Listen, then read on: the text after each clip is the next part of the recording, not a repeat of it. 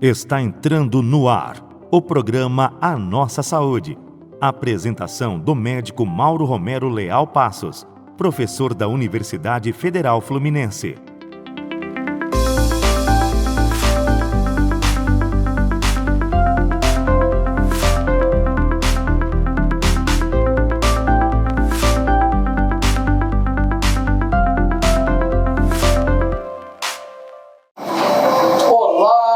Queridos ouvintes, queridos participantes que estão nos assistindo e estão nos ouvindo. Hoje é dia 18 de outubro de 2022, também considerado e comemorado o Dia do Médico. E eu, como médico, fico extremamente feliz, honrado por ter um dia.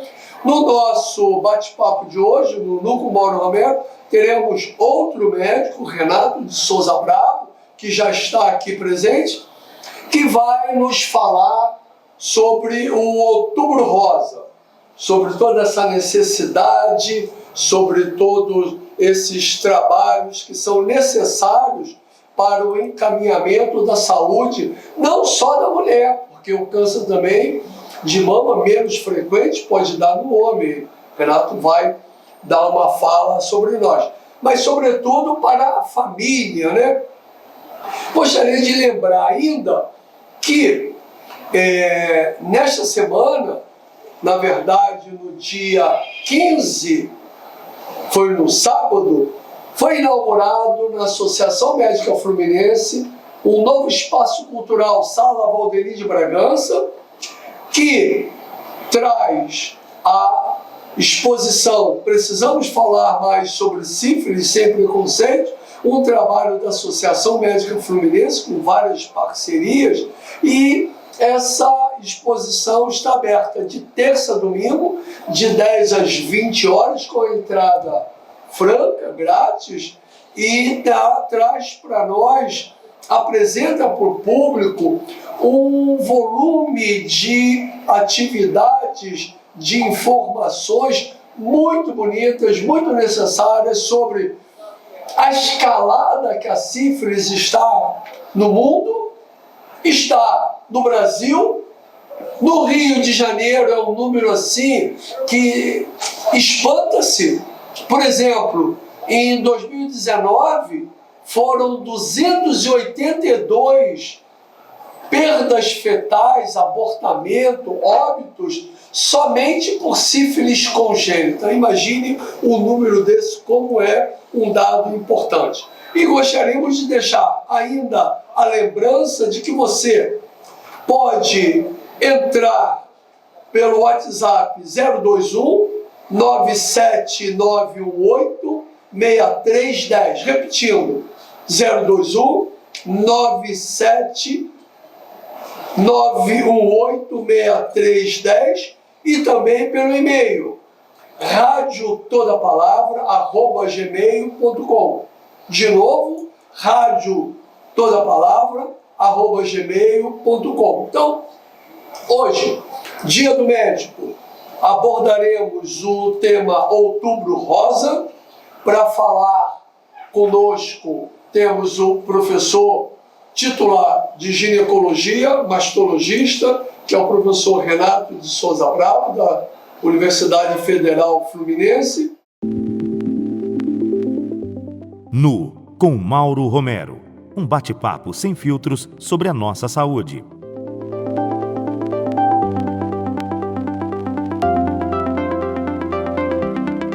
Olá, estamos de volta, agora totalmente nus, para ter um papo direto, aberto, um papo sem preconceitos, um papo que devemos colocar sempre as nossas posições de uma maneira clara, de uma maneira democrática e pronta para o diálogo.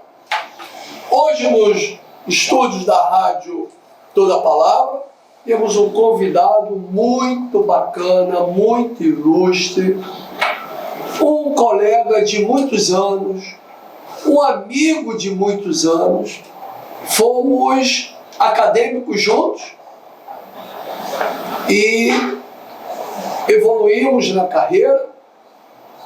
Renato de Souza Bravo é um médico muito querido, altamente competente, um médico daqueles que a gente demora para encontrar, um médico que sabe colocar suas posições, respeitar os protocolos, desafiar momentos, saber colocar a palavra e, sobretudo, atender o paciente de uma forma tranquila, humana, sobretudo usando a ciência e o bom senso. Renato de Souza Bravo é médico, professor titular de ginecologia, da disciplina de ginecologia da Universidade Federal Fluminense, também mastologista, e vai conversar conosco sobre um tema muito importante, que é o tema do Outubro Rosa. Na verdade, ele é quem tem que falar mais, e para isso já vou chamar com uma pergunta. Qual é a finalidade, Renato? Qual é assim, a filosofia, o objetivo do Outubro Rosa? Mauro, bom dia. Muito obrigado pela gentileza das palavras. Nós privamos de uma amizade começada dentro da medicina, já vão lá os seus 45 anos. Obrigado à rádio, toda a palavra também pelo acolhimento. O Outubro Rosa, ele começa nos Estados Unidos, uma fundação chamada Susan Komen, que cria uma corrida em 1990 e oferece a cada um dos participantes um lacinho rosa. E vem com a ideia de sensibilizar a população, isso foi em Nova York, sobre a importância do câncer de mama. E aí a coisa tomou um vulto grande e hoje é uma data, ou melhor, um mês mundialmente dedicado ao câncer de mama. Mais especificamente, a história é para reverter a incidência de câncer de mama. Nós temos hoje no câncer de mama, aqui no nosso meio, uma expectativa para 2020, 2022 do Instituto Nacional de Câncer, cerca de 66.600 novos casos. Há alguns anos, dentro da universidade, quando a gente dava essa aula, eu me referia a cerca de 40, 45 mil, e a coisa vem aumentando. Mas a tônica do Outubro Rosa é exatamente prevenção e diagnóstico precoce. Então é sensibilizar a população feminina sobre a necessidade de alcançar uma qualidade de vida, já que quando a gente consegue o diagnóstico precoce, a gente tem curas acima de 95%, e isso implica numa menor mutilação do paciente. Você tocou no tema dois principais focos: prevenção e diagnóstico precoce. Fale para nós umas palavras sobre como é essa prevenção. Por exemplo, né? Para AIDS a gente fala camisinha, para sífilis, camisinha, para sífilis congênita, tratamento antes do parto, e para câncer de mama, como é que é? Assim, se você tivesse que eleger alguns dados primordiais para quem não está nos assistindo, ouvindo, como é que é essa prevenção? Você tem em relação a isso alguns fatores chamados fatores de risco. Fatores de risco não modificáveis. A minha história familiar, a minha história genética, as eventuais mutações genéticas que podem levar a um risco aumentado de câncer de mama, a minha história menstrual, se eu menstruei cedo, tive a minha menopausa tardia, todos esses fatores são tidos como não modificáveis, são inerentes a cada um de nós. Ainda em relação aos fatores de risco, eu tenho os que são potencialmente modificáveis. Abolir o sedentarismo é o principal. Tabagismo, manutenção de peso. A manutenção de peso aqui, eu me refiro, não a uma conotação que a gente chamaria de gordofóbica. É o peso ideal, é o saudável. A atividade física, ela é primordial não só para o câncer de mama, mas para a prevenção da segunda grande causa de morte no nosso meio, que é a doença cardiovascular. Voltando à sua pergunta, esses fatores são os fatores de risco. A prevenção primária, eu poderia fazê-la de duas maneiras. A primeira é o uso de medicação para fazer o que a gente chama de quimioprevenção. Faz o uso de medicação antiestrogênica, que é uma droga chamada tamoxifeno, durante um determinado período, com finalidade da quimioprevenção. E a outra possibilidade de prevenção primária é a mastectomia, em que são retiradas ambas as mamas, mas isso é uma situação específica de cada caso. Nós temos um caso muito emblemático que foi a artista Angelina Jolie.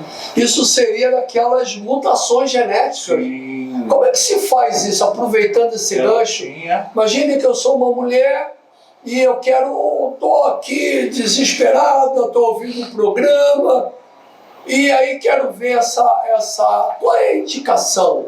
Existe algumas indicações? Se ela tem uma história familiar, mãe, avó materna, irmãs com câncer de mama, você pode fazer a testagem da mutação, principalmente do gene chamado BRCA1, BRCA2. Existem outros também em menor intensidade, mas isso é feito através do perfil genético individual. Nós temos hoje na prática médica diária um profissional que hoje em dia a gente denomina de oncogeneticista. Então ele traça o painel genético e vai te dizer, você tem risco, você tem maior risco, e aí você vai conversar com uma profissional, dizer, sobre a indicação. Normalmente, Mauro, na prática diária, indicar uma mastectomia profilática é uma coisa bem radical. Às vezes a paciente... radical do radical, né? Exatamente, né? Prostatectomia profilática, sabe? E por aí vai. Esterectomia. Essa semana uma paciente me ligou até desesperada que estava com o tal do HPV e tal. Eu quero tirar meu útero. E era uma coisa, foi de telefone, então quer dizer, isso tem seus... Pois é, mas tem que ser uma indicação concreta, bem pautada, direitinho. Depois de análise emocional, né? E uma vontade própria dessa paciente, e na grande maioria das vezes, quando isso é feito com a intervenção do cirurgião plástico, com reconstrução imediata. E todo o apoio emocional também. Agora, a prevenção secundária, aí tem o principal fator da prevenção secundária, o autoexame. A paciente na posição deitada, a mão debaixo da cabeça e palpando a mama contralateral em um sentido horário, para ter a noção da textura da sua mama e conhecer a sua mama. Vale lembrar que essa mama, numa pessoa que está menstruando, ela tem uma textura na primeira fase do ciclo e outra textura muito mais densa no período pré-menstrual. Não se esqueça que nesse período, na mulher que está menstruando, essa mama está se preparando para a sua função, a lactação. Então ela aumenta de volume, aumenta de textura. Então o período ideal para que o exame seja feito é logo após a menstruação, onde ela está menos sensível, ela está menos densa, então você passa a ter uma percepção mais fácil.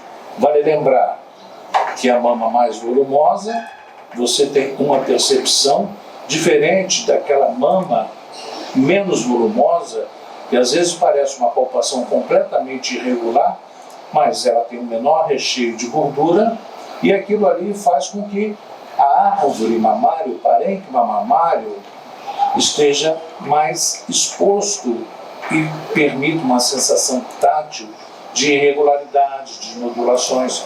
Então, na prevenção secundária, o primeiro fator seria o autoexame mamário. Só para eu não perder o meu raciocínio aqui e aproveitar o mesmo item, e essa enxurrada de prótese? Hoje o volume de mulheres, claro, não posso dizer se são todas as mulheres, porque é uma cirurgia plástica e nas pessoas com menor poder aquisitivo isso não é tão comum. Com esse volume de prótese, isso vai ter alguma interferência? Como é que essa mulher que tem uma prótese mamária vai conseguir fazer isso? Isso é, na prática, um obstáculo? E que tamanho é esse obstáculo? Antes de eu responder sobre a prótese, deixa eu só concluir a prevenção secundária. O autoexame e o outro que a gente faz, a mamografia periódica. Especificamente no caso de uma mama reorganizada por uma cirurgia plástica, o que acontece é o seguinte: a sensibilidade da mamografia está diretamente relacionada à densidade mamária. Uma mama de uma mulher de 30 anos e uma mama de uma mulher de 50. A de 30 está mais compactada, está mais densa. Então, os elementos de contraste no exame mamográfico para o diagnóstico precoce ficam prejudicados. Na mama de 50 anos, ela tem um fenômeno chamado a lipossubstituição. O parênquima mamário, em função dos anos pré-menopausa, perimenopausa, vai evoluindo. Então, ela diminui a densidade sendo substituída por gordura. A mamografia tem uma maior acuidade nessa faixa etária. A prótese, como é que funciona? Seria transformar uma mama menos densa numa mama mais densa. Quer dizer, juntando aquele parênquima, aumentando a densidade mamária, é essa toda a dificuldade. Mas não impede nada de uma mulher fazer isso. Você tem exames que você pode rastrear precocemente o câncer de mama. Seria bom, eu agora pensando aqui com os botões, seria bom a gente introduzir logo na adolescência, né, os 20 anos, esse papo com as meninas, com as jovens, para que ela palpe a mão, para quando, não com o intuito de pegar o câncer, mas com o intuito de se tocar. O que você acha disso? É muito oportuna essa colocação e eu tenho por hábito, na primeira consulta de um adolescente, na grande maioria das vezes a situação da menina é constrangedora e não sei o que eu vim fazer aqui, minha mãe que me trouxe, eu não sei por que eu estou aqui, pergunta à minha mãe. Então, na grande maioria das vezes, essa primeira consulta tem apenas um cunho educativo. Prevenção de uma gravidez não desejada, não que com isso você vai estimular ela a começar a vida sexual. Só avisar ela que não precisa perguntar à amiga que tipo de contracepção ela está usando. Então, além da prevenção da gravidez indesejada, não programada, a responsabilização e a sensibilização dela em relação às doenças de transmissão sexual, o conhecimento do corpo e, logicamente, implica numa orientação do autoexame dessa paciente. Assim como você orienta, quer dizer, os ciclos menstruais, os ciclos que vão ser ovulatórios, os ciclos que não vão ser ovulatórios, nesse período de construção do indivíduo, que é a adolescência, você tem essas irregularidades, essas imprevisibilidades menstruais.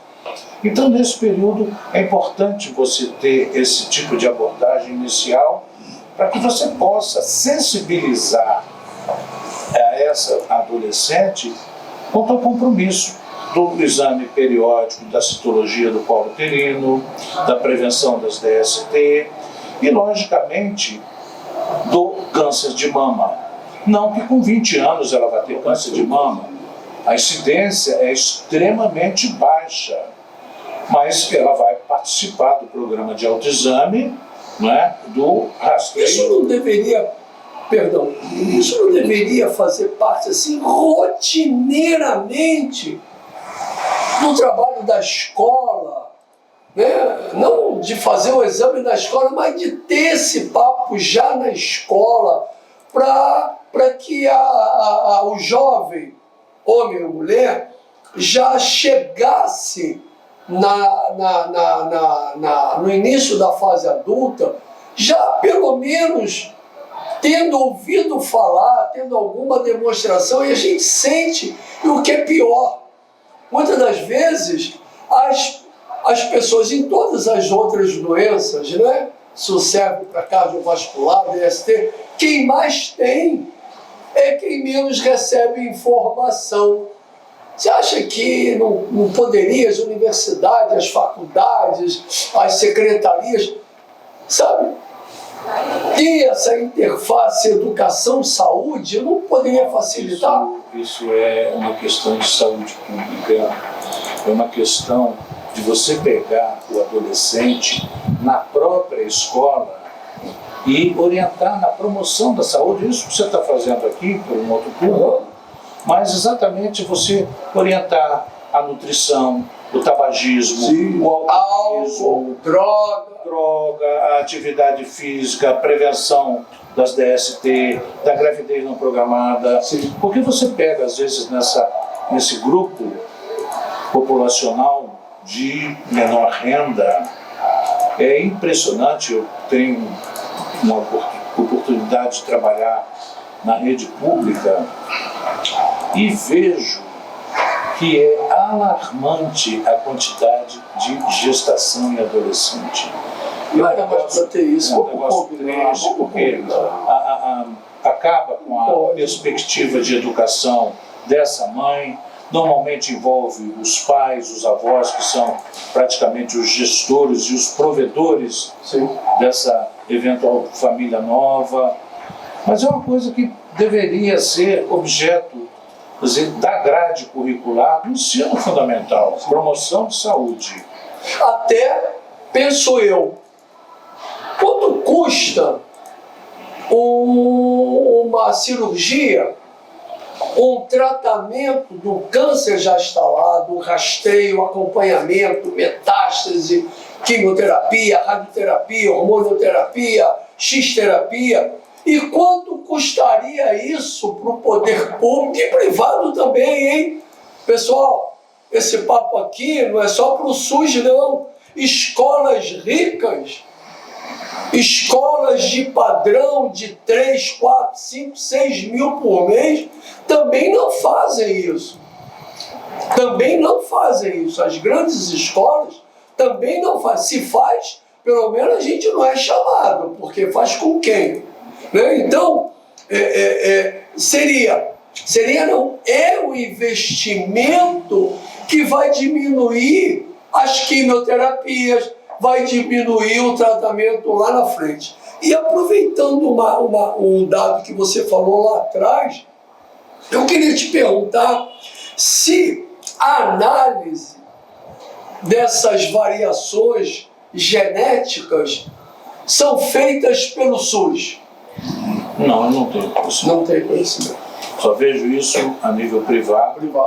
Era um exame que, hoje em dia, ele está cerca de 50% mais barato do que ele era quando era feito no início.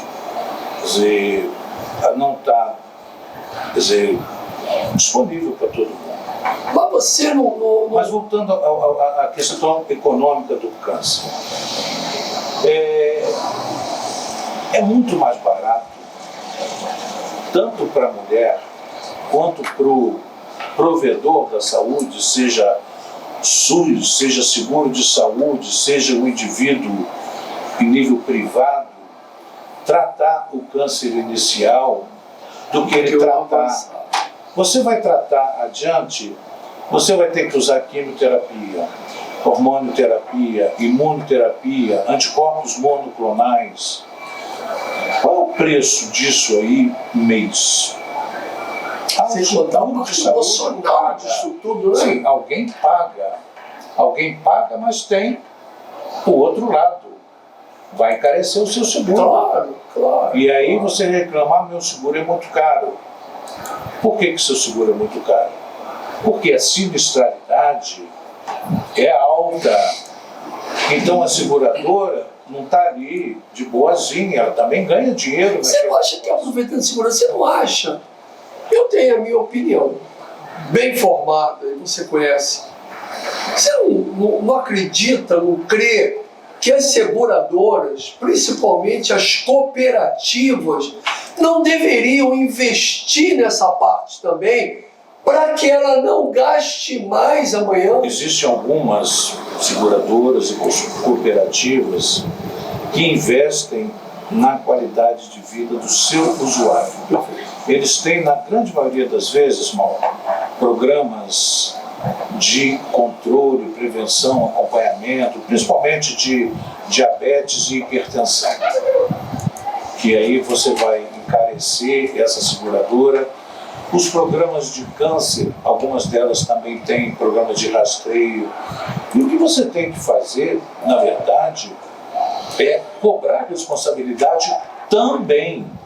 Não é só você, o gestor SUS, oferece mamografia e aí o que acontece? A população não vai, não faz. Você tem um país de 220 milhões de pessoas. O SUS oferece mamografia entre 50 e 69 anos de idade. Ah, mas eu não tenho 50 anos, eu tenho 70. Não.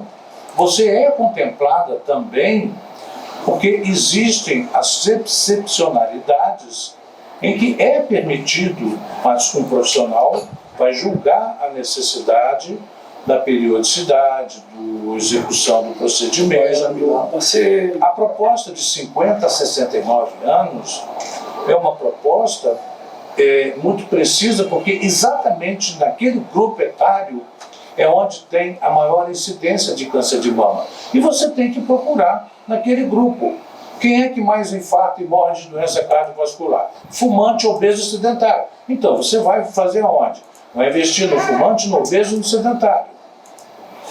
Tá? Então, é você direcionado para aquele grupo, é um procedimento é uma análise de economia em saúde, porque os fundos, quer privado, quer público, não são intermináveis, é finito a história do dinheiro empregado nisso aí, e o gestor, seja de plano privado ou público, o SUS, ele tem que otimizar os gastos, para ver onde é que ele vai botar o dinheiro, onde é que tem retorno, essas coisas todas. Aproveitando. Agora, só para finalizar, a população tem que ser responsável também. Daí o que está acontecendo, mais recentemente, com a polio.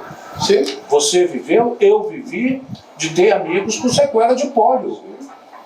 Agora, hoje você chega e questiona a vacina, é uma coisa que... Existe até uma corrente mundial, né? E que o Brasil parece que estava passando ao largo, que não tinha isso. O Brasil é um grande exemplo de vacinador no mundo. E você vê de 2 anos para cá, de Covid para cá, o volume de campanhas, eu digo campanha mesmo, anti-vacinas. Né? E aí aumenta a sinistralidade, sem contar o desarranjo na família. Né? Eu acho que vale a pena a gente também falar, Renato, que aquela mama com câncer pode gerar inúmeros problemas emocionais, financeiros, para o parceiro, para a mãe, para o filho, para o empregador que perde aquela pessoa. Então, quer dizer, não encarar o câncer de mama como um câncer na mama. É mais do que a mama. São pessoas que estão em volta. E pensando nisso também, eu queria saber da sua experiência. Olha, pessoal, isso aqui é aberto. A gente é amigo há 40 anos, conversamos há 200 anos, mas isso aqui é o Papo Nu aberto, tá? Qual a sua experiência? E a gente vê, eu já vi isso em câncer de colo do útero, lá no Moncorvo, aqui em Niterói, Paciente que tem um diagnóstico, fez a citologia, fez a biópsia, tem um diagnóstico e não aparece e fica por isso mesmo. No câncer de mama tem essa ação que eu estou falando, quer dizer, procurou, foi atendida, foi feita a mamografia, foi feita a biópsia, deu câncer, ela não aparece, e o sistema não procura. É a negação, né? Mas isso é comum. Mas dela... Da paciente, da família, vamos procurar uma segunda opinião, vamos ver fulano, beltrano, ciclano, até que vai encontrar aquele que diga a eles o que exatamente eles querem ouvir. É difícil. Eu já fiz gestor. Quem tem esse resultado, você não crê que também tem que ter responsabilidade de pelo menos documentar? Olha, a senhora deu um resultado aqui positivo, é um câncer, a senhora, sabe, documentar para que, muitas das vezes, Renato, eu já vi isso em outras doenças, até em câncer de mama também, você sabe disso, que a paciente não acredita ainda, quer esperar. Você acha que o médico também, o gestor, o provedor de saúde não deveria chegar junto? Aí depende da questão administrativa, aí é o médico, que é o sujeito que está ali frente a frente. Ele tem que ter o domínio, a habilidade de falar, de transmitir, sabe, de levar credibilidade àquela informação que ele trabalha. Ser firme sem ser grosseiro, né? Sim, porque você está falando na consciência, no inconsciente coletivo. Câncer é discutir a sua própria finitude. Sim. Eu infarto, eu não discuto a minha própria finitude, não penso nisso. Mas o câncer não, o câncer mata. Mas não mata. Desde que descoberto precocemente, você tem o que fazer, você tem como tratar, você pode oferecer excelente prognóstico, principalmente no que nós estamos fazendo. Então, a tônica do Outubro Rosa é exatamente isso. A sensibilização das pacientes não é fazer mamografia no Outubro Rosa, não. É no Janeiro Rosa, Fevereiro Rosa, sabe? Novembro Negro que vamos ter agora. Black Friday, todas essas coisas aí, é aproveitar e sensibilizar as pessoas para que procurem um profissional de saúde. Se você vem hoje em Niterói, nós temos uma possibilidade de acolhimento de câncer de mama muito boa, sabe? A cidade está apta a acolher esse tipo de paciente.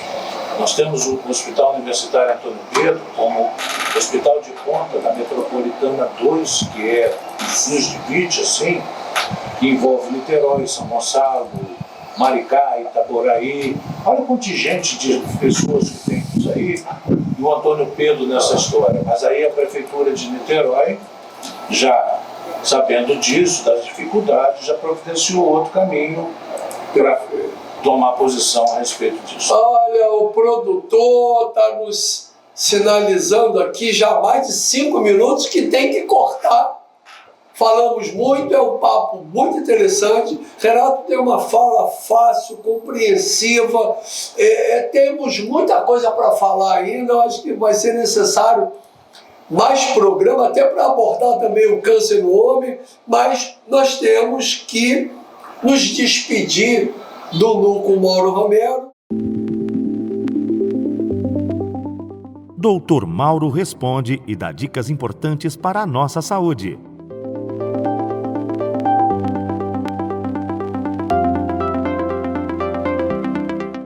Voltamos mais uma vez e vamos aproveitar, né? Vamos aproveitar que o professor Renato de Souza Bravo, professor da UF, ginecologista, mastologista, ainda está presente, que veio uma pergunta, professor, veio uma pergunta para nós, através do WhatsApp 979186310, e também temos o e-mail radiotodapalavra@gmail.com.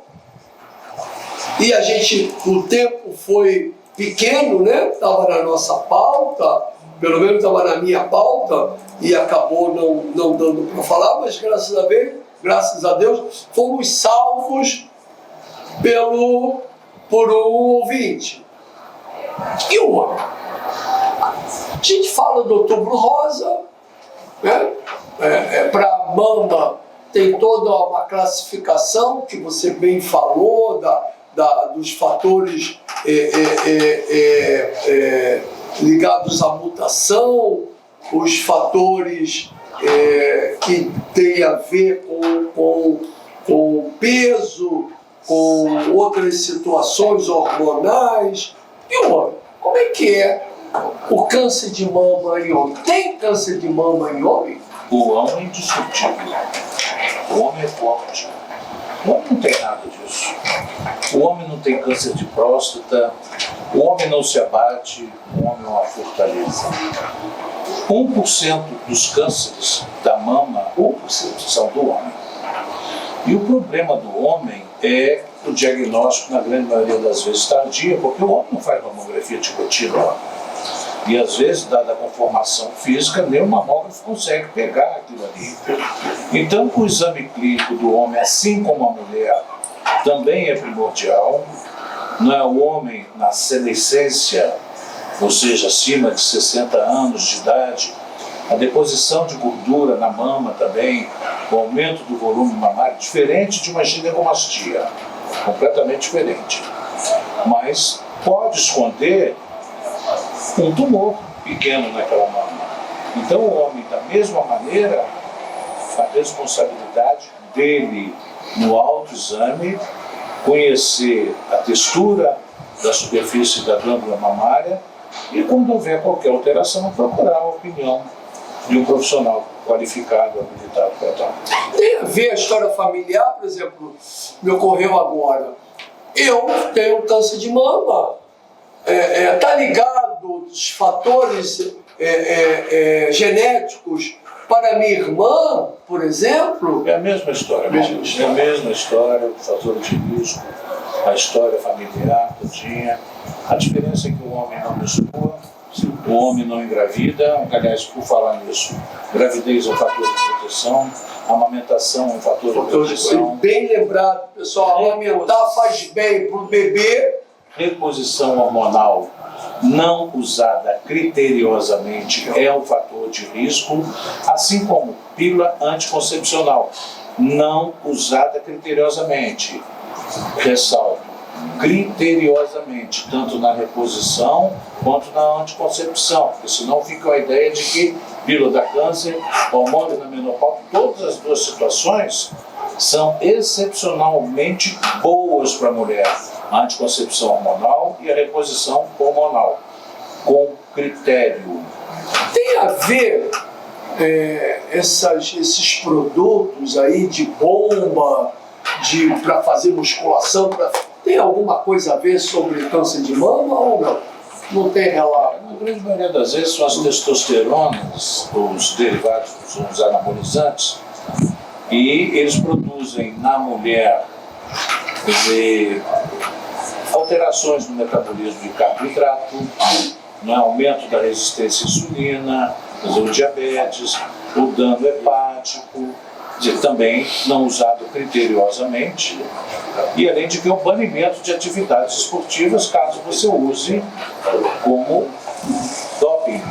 Outra coisa importante, o câncer, né, na mama agora, para homem e para mulher, ele pode começar, ele está restrito à área da mama, ou ele pode estar um pouquinho mais para a axila, a localização dele primária tem a ver com um pouco fora do que a gente chama mama, ou não tem a ver? Ou essa área na axila é mais um comprometimento já de disseminação? Não, a grande maioria dos cânceres de mama se instala nos quadrantes superiores externos, ou seja, a região vizinha da axila. O comprometimento de axila significa disseminação de doença. Perfeito, pessoal. olha que programa maravilhoso. Ainda bem que está sendo tudo gravado e vai subir para as plataformas de Facebook, YouTube. Você pode assistir isso quantas vezes quiser, até para servir como marco histórico, né? Quem sabe daqui a 20 anos, alguém que vai fazer um programa desse possa pegar, olha, como os médicos falavam naquela época, era assim, era assada, hoje é totalmente diferente, ou não. Ou daqui a 20 anos, os colegas vão estar falando da mesma coisa como nós estamos falando, da sífilis, né? Do câncer de colo do útero, que são as dicas que a gente pode dar. Primeiro, hoje é dia do médico. Querido amigo médico, médica, parabéns. Medicina é uma profissão como todas as outras, muito bonitas. O médico, muitas das vezes, se ocupa muito de atender o próximo e muitas das vezes a gente se esquece, né? Fica estressado, fica sedentário, não toma o remédio na hora certa. Então isso também é importante para que o médico tenha, não só trate dos outros, mas trate de si e trate da família como um todo. Queria anunciar também, já que nós estamos falando de câncer, do sério problema que é câncer do colo do útero. Pretendemos fazer um programa próximo com câncer de colo do útero, porque, diferente da mama, câncer do colo do útero tem vacina. Essa vacina deve ser tomada logo no início da adolescência, já a partir de 9 anos já pode tomar. O SUS, nesse caso, dá vacina até 15 anos. O SUS também dá vacina para quem vive com HIV, para quem é transplantado, para quem tem alguma doença imunossupressora, vai até 45 anos. E a taxa de vacinação está baixíssima, assim como está baixíssima a taxa de vacinação para a poliomielite. Dica da semana: vacinação para hepatite B, para hepatite A, para pneumonia, para meningite meningocócica, que começa aí a fazer festa em algumas situações, para que a gente tenha essas dicas, né, bem práticas, para que a gente possa evoluir para uma população mais saudável, vivendo melhor e cada vez mais feliz. Falamos muito de câncer, de doença, de operar, porém, uma lesão dessa numa pessoa pode acometer toda a família no sentido lato de alterações emocionais, de libido, de falta ao trabalho. Isso tudo deve ser pensado. Chegamos ao final. Vamos contar para vocês que terça-feira que vem estaremos aqui, já estamos fazendo contato, e nos despedir, convidando vocês para as nossas plataformas, e que terça-feira, meio-dia, estejam todos aqui presentes. Renato Bravo, colegas do estúdio, profissionais da Rádio Toda Palavra, muito obrigado, principalmente você, ouvinte. Guarde um carinho muito grande de Mauro Romero. Você ouviu o programa A Nossa Saúde, uma produção da Rádio Toda Palavra. A apresentação do médico e professor da Universidade Federal Fluminense, Mauro Romero Leal Passos. Produção, Meane Albuquerque. Trabalhos técnicos, Camilo Borges. Direção de jornalismo, Marcos Gomes. Coordenação e direção-geral, Luiz Augusto Hertal.